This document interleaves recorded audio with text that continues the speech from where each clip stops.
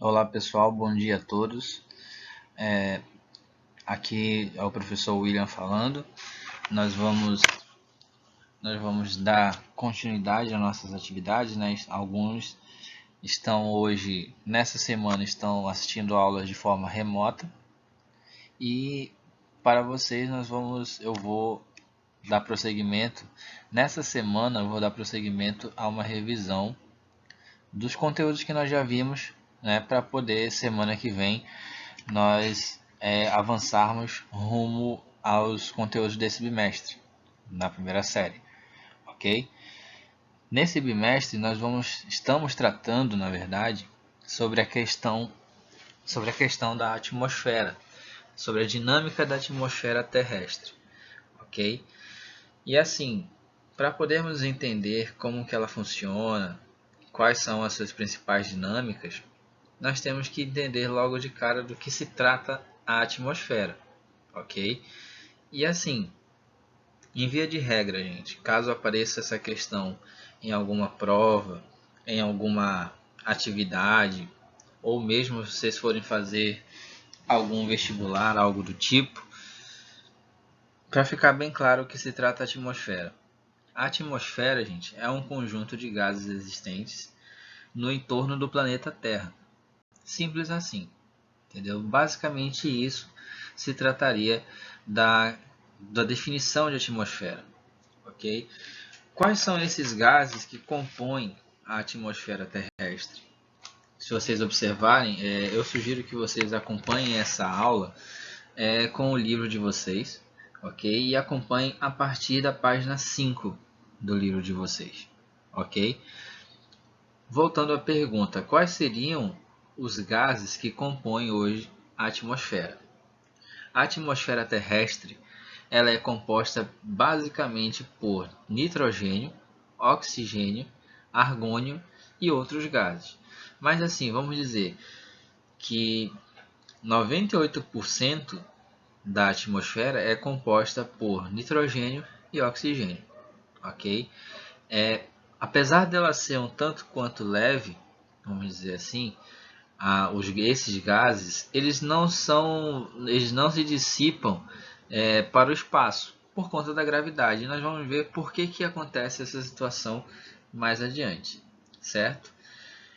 A nossa atmosfera ela também sofreu um processo de modificação ao longo da formação do nosso planeta como um todo, né? Nós já sabemos que o planeta Terra ele tem aproximadamente 4 bilhões e meio de anos, né? E assim, a estrutura dele toda foi modificada desde então. Toda ela foi modificada. Não tem como a gente dizer que certas coisas permanecem intactas, né? A superfície terrestre já foi modificada várias vezes, a atmosfera também. Tanto que os pesquisadores hoje eles acreditam que no período em que a Terra estava se formando, a composição de gases da atmosfera era diferente da de hoje. Hoje nós temos aí o domínio do nitrogênio e do oxigênio.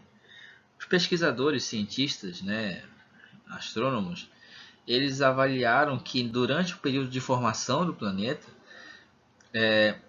os gases que formavam a atmosfera como um todo era basicamente o hidrogênio e o hélio, né? Só que essa formação, esses gases, eles foram dissipados logo que houve a solidificação da superfície terrestre, ok? E assim, qual seria a importância basicamente? Qual seria a importância desses gases, vamos dizer, para a manutenção da nossa vida, do nosso cotidiano aqui? Nós vamos ver mais adiante a questão dos eventos que acontecem, impactos ambientais que acontecem na nossa atmosfera, e nós vamos ver que se não fosse a presença de alguns desses gases, nós iríamos estar passando por alguns problemas, por alguns apuros, né? Principalmente quando nós vamos falar em relação à camada de ozônio, ao gás ozônio, né? Ele é de vital importância para a manutenção tanto da nossa saúde quanto do equilíbrio do bioma que existe aqui no nosso planeta, ok? E assim, O que nós vamos observar em relação a essa nossa aula de revisão? Quais seriam as nossas metas, né, para atingir ao estudar esses conceitos iniciais da atmosfera? Né? Nós vamos ver como que ela é estruturada. Vocês observando aqui nessa imagem, você já tem uma leve estrutura de como que a atmosfera ela se subdivide. Né? E tudo isso acontece para que a gente possa compreender de forma mais tranquila como que essas interações elas acontecem, né? Como que existe a interação com a superfície terrestre, com o planeta como um todo, né? Nós vamos aí avaliar também quais são os problemas causados, em sua maioria, vamos dizer assim, causados pela atividade humana excessiva, quais problemas são consequências dessas ações humanas, né? O que o homem tanto fez que acabou prejudicando em alguns lugares, até mesmo a atmosfera do lugar, vamos dizer assim, ok? E nós vamos compreender, e isso bem mais adiante também, nós vamos compreender como que se dá a circulação atmosférica, né? Como que se dá a formação dos ventos, como se dá a formação das massas de ar, quais são as principais massas de ar presentes aqui no Brasil. Nós vamos verificar tudo isso, certo? E assim, uma curiosidade em relação à formação, vamos dizer assim, da nossa atmosfera, é que ela se formou um pouquinho, ela se consolidou um pouquinho antes da formação da nossa superfície, né? Aqui nós tínhamos lá grande atividade vulcânica, vamos dizer assim, né? Formação, o resfriamento, vamos dizer assim, ok? E vamos ver aqui que esses gases, os gases que compõem a nossa atmosfera, eles são distribuídos de forma meio que irregular. Eles não são de forma unânime distribuídos ao longo da nossa atmosfera, ok? E assim, essa divisão de presença desses tipos de gases que formam a nossa atmosfera, ela vai acabar causando também uma divisão na própria atmosfera em si, em compartimentos, né? Pequenos compartimentos, como mostra, por exemplo, aqui, esse pequeno mapa fazendo essa divisão. E nós vamos ver de uma forma bem mais apurada mais adiante, né? Mas em síntese, a atmosfera é a parte gasosa do nosso planeta, ok? E assim, de vital importância para a nossa manutenção, seja das nossas atividades normais, seja da nossa caça, seja da nossa atividade de extrativismo, entre outras coisas, ok? Atividades agrícolas, atividades cotidianas, né? Se não tivéssemos essa pequena proteção, nosso modo de vida seria bastante modificado, sem contar na questão da saúde, vamos dizer assim, né? Se não fosse a presença, por exemplo, da camada de ozônio protetora, e nós vamos ver como que ela nos protege, né? Por que nós temos que dar tanta importância a essa questão da camada de ozônio? Se não fosse essa camada, vamos dizer que boa parte das espécies que vivem no nosso planeta, seja no mar, seja na terra, né? Essas espécies elas estariam correndo seríssimo risco de serem extintas, né?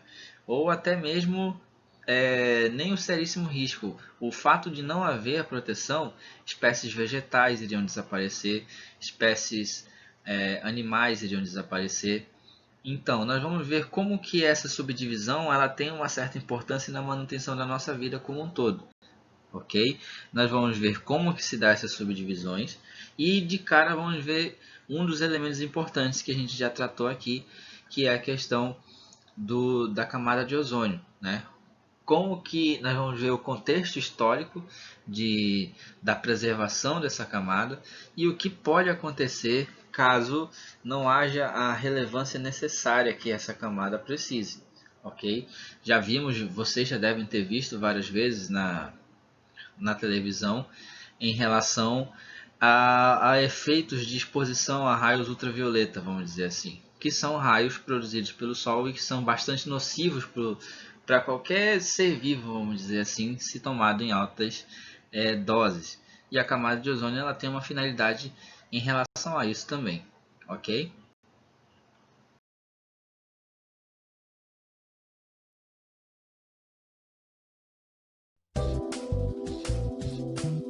Movimentos na atmosfera.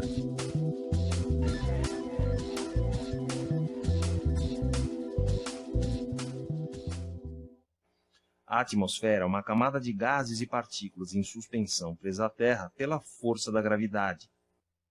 Por ter peso, ela exerce uma pressão sobre a superfície terrestre. Esta pressão é chamada pressão atmosférica, e sua unidade de medida é o hectopascal. A massa atmosférica decresce com a altitude. Cerca de 50% do total da massa atmosférica está concentrada nos primeiros 5 quilômetros, onde a densidade atmosférica também é maior. A pressão atmosférica depende da densidade do ar. Em regiões onde a coluna de ar é densa, a pressão atmosférica na superfície é alta. Já em regiões onde a coluna de ar é rarefeita, a pressão atmosférica na superfície é baixa. Por exemplo, ao nível do mar, onde a massa atmosférica é grande, a pressão atmosférica é maior do que a registrada em regiões montanhosas na mesma latitude. A altura da coluna de ar posicionada sobre a cidade do Rio de Janeiro é maior do que aquela posicionada sobre a cidade de Belo Horizonte. A análise do comportamento diário da pressão atmosférica é apresentada em mapas conhecidos como cartas sinóticas. Nas cartas sinóticas, podemos observar a espacialização da pressão atmosférica sobre a superfície, através de linhas que unem locais de mesma pressão. Essas linhas são chamadas isóbaras. Muitas vezes, as isóbaras definem regiões denominadas de núcleos. Os núcleos nos quais a pressão cresce em direção ao centro são denominadas centros de alta pressão, ou anticiclones. Os núcleos de pressão decrescentes são chamados de centros de baixa pressão, ou ciclones. A pressão atmosférica varia com o tempo ao longo do dia e durante o ano. As variações ocorrem por causa das mudanças de temperatura do ar e da superfície. A cada 24 horas, a média da pressão atmosférica apresenta 2 momentos de máxima e 2 momentos de mínima. É a chamada maré barométrica. Observe a variação anual da pressão atmosférica na cidade de Belo Horizonte. Vemos que a pressão atmosférica apresenta um curso anual inverso ao da temperatura do ar. No verão, as temperaturas elevadas opõem-se com as baixas pressões. No inverno ocorre o contrário, em consequência da diferença de densidade entre o ar aquecido e o ar resfriado. Nós vamos ver aqui, depois de nós termos visto aqui alguns vídeos com algumas características da atmosfera, vamos ver um pouco sobre as camadas, sobre como que essa parte, né, do bioma terrestre ela se subdivide. Nós vamos levar em consideração, gente, quando a gente fala de camadas da atmosfera, eu sugiro que vocês acompanhem aí a partir da página 6, né, a tabela do livro. Nós vamos ver como algumas características relacionadas à temperatura, não é?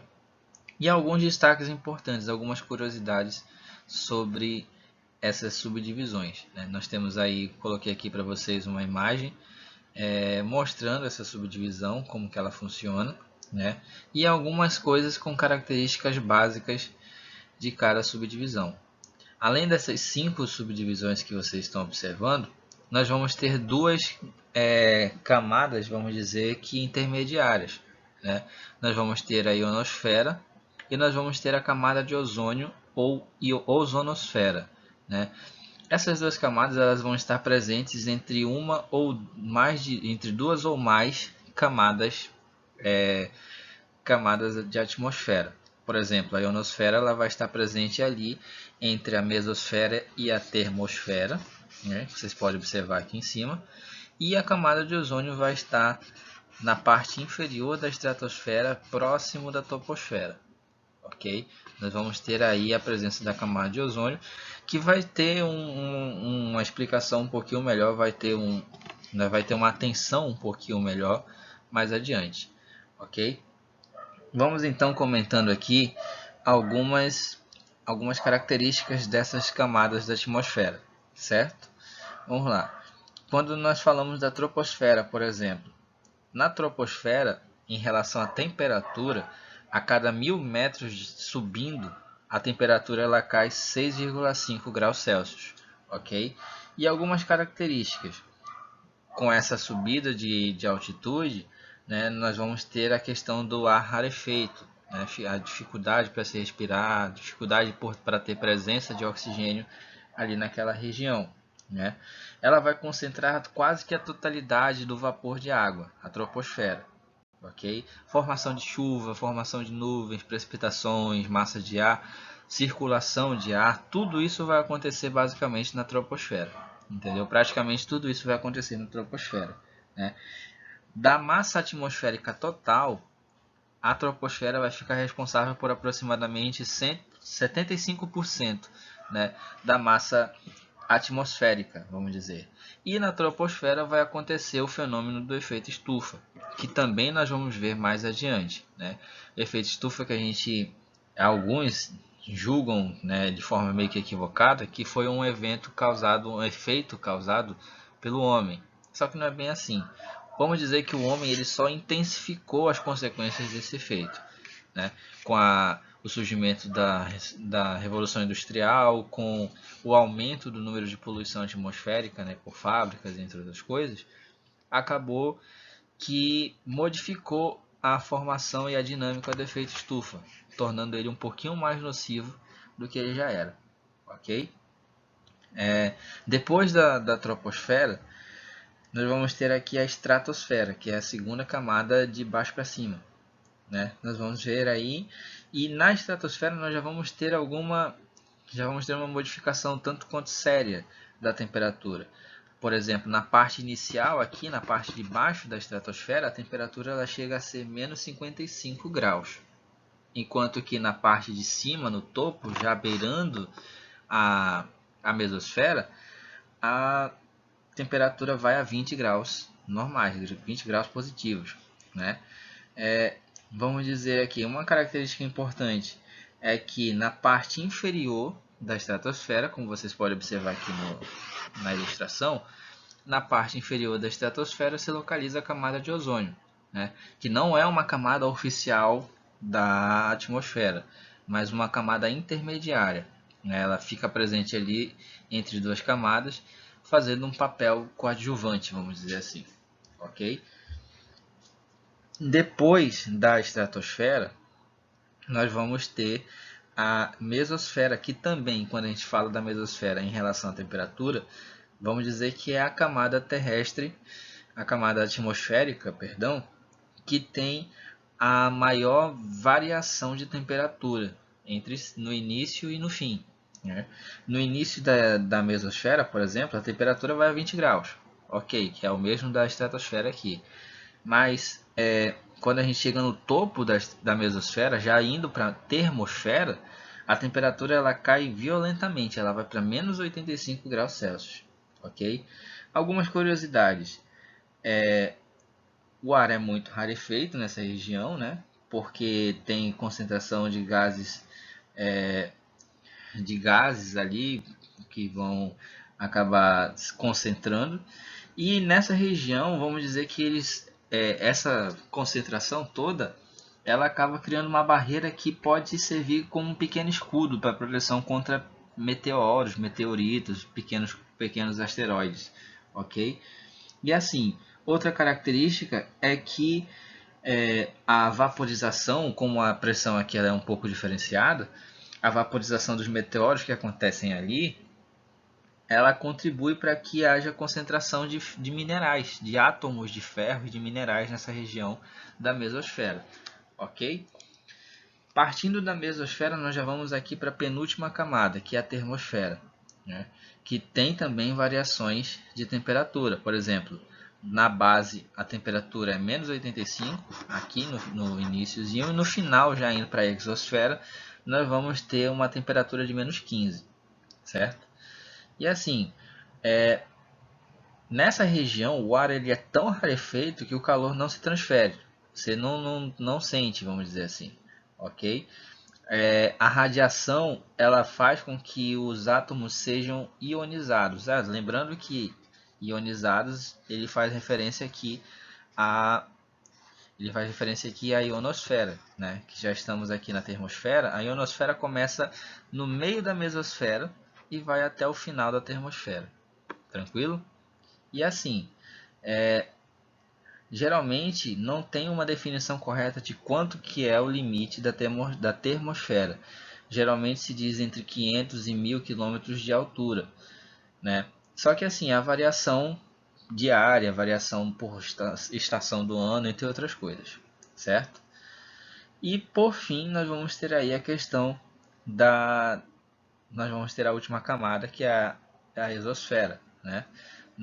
Características relacionadas a ela, os limites dela não são exatos, a pressão atmosférica ali é muito próxima de zero, e tem moléculas de gases muito leves. Aí na exosfera nós já vamos ter a presença de outros tipos de gases, não apenas o nitrogênio ou o oxigênio. Nós vamos ter a presença de hidrogênio também, hidrogênio, hélio, entre outras coisas, ok? E assim, agora falando um pouco dessas camadas intermediárias, nós vamos ter aí a ionosfera, né, onde vai se acontecer muitos efeitos decorrentes da radiação solar, né? Nessa região, se acontecer alguma tempestade solar, entre outras coisas, vai interferir muito na eletricidade e no magnetismo aqui do nosso planeta, né? E entre outras coisas. E lá na ionosfera, vamos dizer, nós vamos ter, foi construída ali a Estação Espacial Internacional, ok? E para finalizar bem de leve, vamos dizer assim, nós vamos ter a camada de ozônio, né, que vai ter um papel muito significativo na manutenção da vida na Terra, vamos dizer assim, ok? Então, gente, todos nós já ouvimos falar, mesmo que de forma bem superficial, sobre a camada de ozônio. Todos vocês já ouviram falar um pouco, né? E assim, do que se trata de fato a camada de ozônio? Qual a importância da camada de ozônio? Nós vamos verificar aqui, basicamente, que, como nós já vimos anteriormente, ela é uma camada intermediária. A camada de ozônio ela é uma camada intermediária, composta por ozônio, que é um gás tóxico, né? Diferentemente do oxigênio, o ozônio ele prejudica os seres humanos por ele não estar concentrado na superfície terrestre, ok? Só que assim, se ele é tóxico, vamos dizer, nesse ponto ele é tóxico em relação ao contato com seres humanos, em sua área original, ali próxima da estratosfera, vamos dizer assim, ela tem esse gás tem um papel decisivo, vamos dizer, né? Digamos que na filtragem dos raios ultravioleta que são produzidos pelo Sol, né? Vamos dizer que a camada de ozônio ela é o filtro solar, protetor solar do nosso planeta. Se não houvesse essa camada, vamos dizer que nós iríamos receber toda a intensidade dos raios solares que minimamente sendo expostos, eles causam danos muito sérios em todos os organismos, vamos dizer assim, ok? E assim, a camada de ozônio, gente, ela vai impedir que os raios UVC, os raios UVB, raios ultravioleta, eles entrem em sua totalidade em contato com o nosso planeta, né? Ele vai fazer uma filtragem um tanto quanto necessária, vamos dizer assim, para a manutenção do planeta, a manutenção da vida no planeta, certo? E assim, vamos dizer que esse controle impede que muitas espécies de plantas, muitas espécies de animais não sejam extintas pela variação excessiva de calor, né? Agora, imagine se não houvesse a camada de ozônio. Vamos dizer que biomas, como até mesmo o próprio bioma amazônico, sofreriam consequências muito grandes para sua manutenção devido à exposição muito acelerada, muito intensa de raios solares, ok? E assim,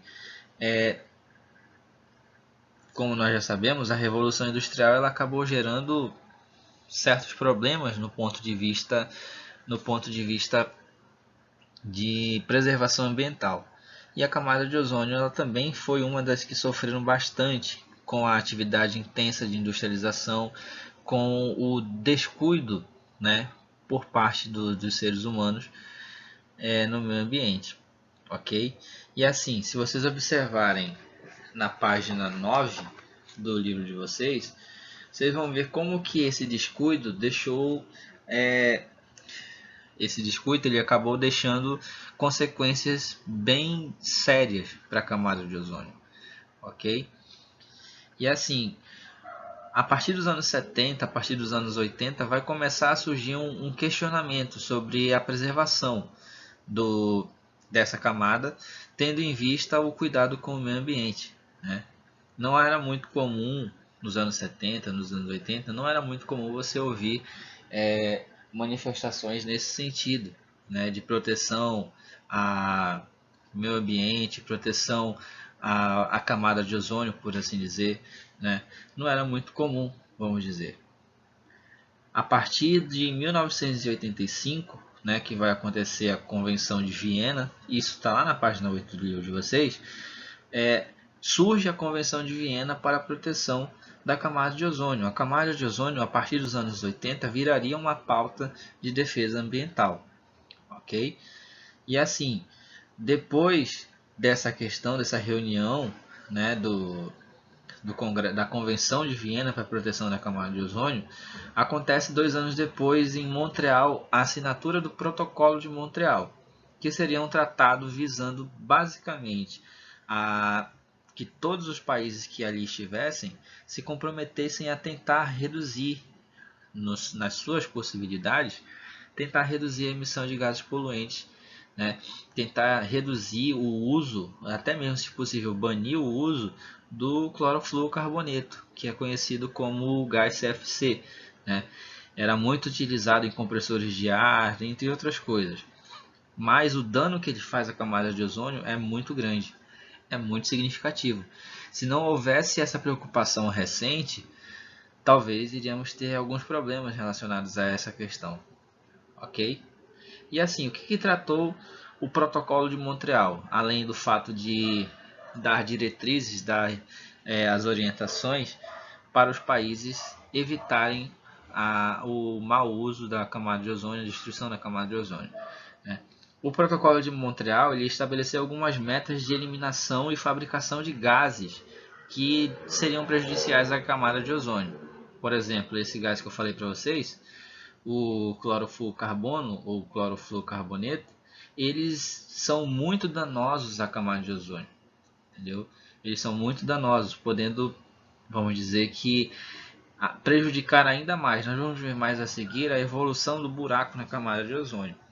E assim, é algo que deixa preocupados, deixa alerta, porque uma simples modificação numa área ali, por exemplo, da Antártida, vamos dizer, de derretimento das calotas polares ali, iria causar sérios problemas no conjunto todo, na sociedade, na superfície terrestre, né, com o aumento do nível do mar, entre outras coisas, ok?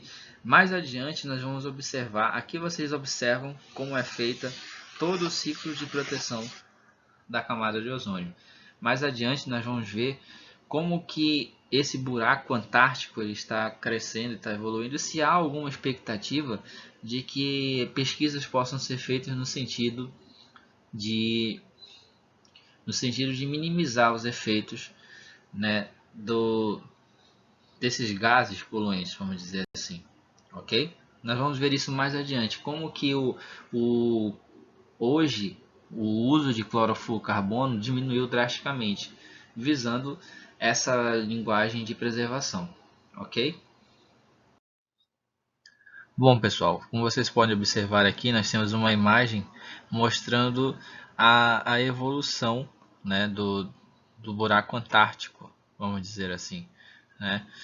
E vamos dizer que é um problema muito sério, principalmente por se tratar de uma região onde tem um bioma, um ecossistema um tanto quanto diferenciado, né? Essa questão do surgimento desse buraco, da ampliação, dos problemas que pode ser surgido, que levou em consideração, foi levado em consideração, na verdade, por vários países a ponto deles deliberarem e tomarem medidas para evitar que isso acontecesse, né? E assim, uma das primeiras medidas foi a questão da redução do uso desses gases nocivos, dos gases poluentes, principalmente do clorofluorcarboneto, né? Foi uma das medidas tomadas para que pudesse minimizar essa situação, pudesse minimizar esse avanço desse buraco nessa região. Porque vamos supor que haja, por mais que não esteja tão próximo de uma incidência solar tão forte, mas mesmo assim existe. E isso auxiliaria, isso acarretaria para o desenvolvimento do derretimento das calotas polares ali do Polo Sul, né? O que poderia desencadear outros fatores, como subida do nível do mar, né? Avanço das águas por conta dessa subida do nível do mar em cidades litorâneas. É uma reação em cadeia que deveria ser considerada e deveria ser levada em consideração, não é? E assim, houve um estudo da ONU, né, no período de 2015, que afirmava que a camada de ozônio em altitudes maiores, né, tipo, pelo fato do empenho dos países em evitar o uso de poluentes que pudessem destruir a camada, né, o empenho desses países em revisar seus conceitos de utilização de produtos, entre outras coisas, pode estar aos poucos salvando a camada de ozônio e evitando que esse buraco aumentasse cada vez mais, ok? E assim, o Brasil também faz parte disso. O Brasil ele ratificou, ele participou do Tratado de Montreal, né? E teve que elaborar leis aqui que evitassem o uso e a fabricação de produtos que pudessem causar dano à camada de ozônio, né? E assim, o Brasil ele tinha uma meta de eliminação desses gases e ele foi e acabou concluindo no período de 2010, 2012. O Brasil foi um dos primeiros países a concluir a meta que foi estipulada para ele de redução ou eliminação de produtos que possam gerar sérios danos, vamos dizer assim, à camada de ozônio, né? Tudo indica, tudo indica de que devido a essa mobilização gigantesca, vamos dizer assim, que houve, a camada de ozônio ela possa ficar completamente recuperada, possa voltar ao normal, né, como ela era, a partir dos anos antes de 2050. Ou seja, temos uma pontinha de esperança ainda de que as coisas elas possam se organizar e haja a redução e até mesmo a extinção desse buraco da camada de ozônio. Eu espero que vocês tenham compreendido, né? Eu vou enviar para vocês algumas atividades para fazerem e quando vocês vierem na próxima semana, nós vamos corrigir em sala de aula e debater um pouco as questões. Ok, gente? No mais, cuidem-se, forte abraço a todos e até o nosso encontro presencial. Ok?